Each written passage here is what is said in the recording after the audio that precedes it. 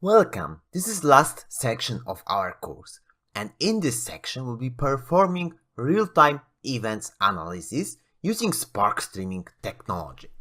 We'll be introducing Spark Streaming firstly, then we'll be learning Spark Streaming API abstraction, we'll be writing Spark Streaming jobs, and also handling not-in-order events.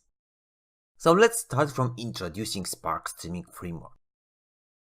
We'll be looking at the architecture of Spark Streaming, we'll be looking at the approach of micro-batches, we'll compare latency and throughput, and also we will see how Spark is achieving failure recovery and checkpointing. So let's start from asking a question: when to use streaming?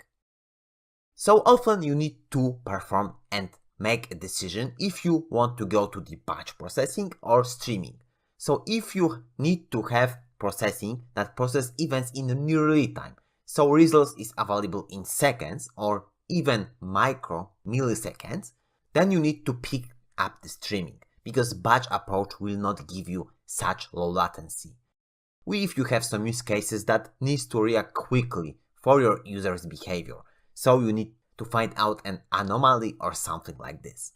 And Spark Streaming has the uniform API with Spark. We learned about Spark in the section number 2, so it has almost exactly the same API, but it has something like DStream. This is an abstraction that is at top of RDDs. So this is an example of a DStream.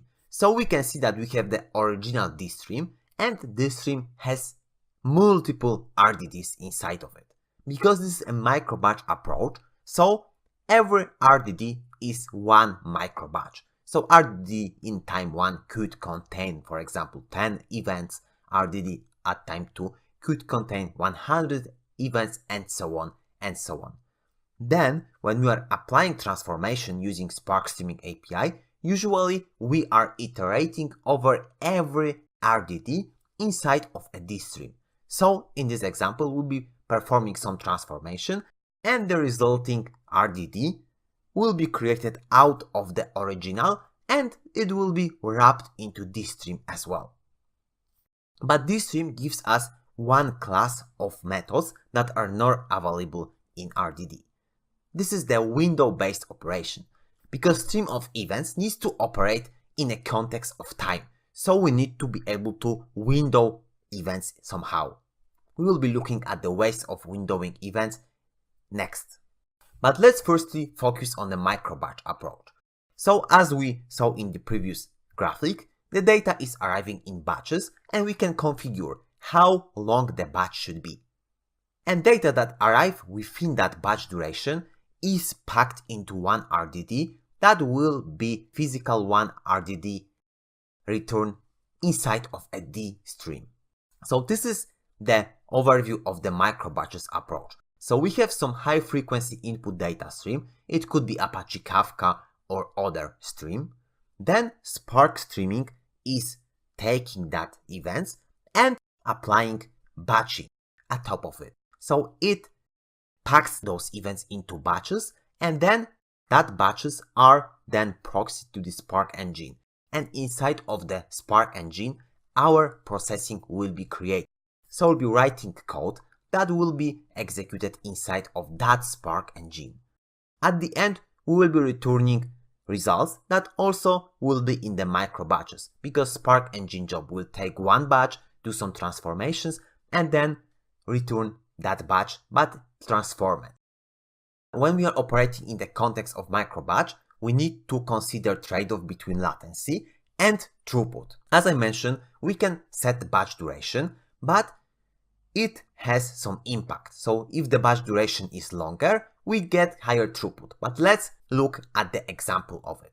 So here in this example, we are configuring batch size. At the left example, we are configuring batch size to be equal to 5.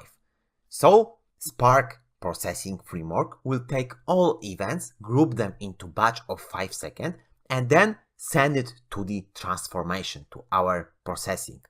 And because of that, the latency, the minimum latency will be 5 seconds, because Spark engine gives additional 5 seconds. Then our processing will add another latency, So to sum up, the latency will be higher. But because of the batching technique, we can achieve higher throughput. So for example, 1000 events per second. On the other hand, if we are interested in the batch size that is lower because we need to achieve lower latency, we are setting that parameter to lower, to 1 second here, so latency will be at least 1 second, but the throughput will be lower because of that.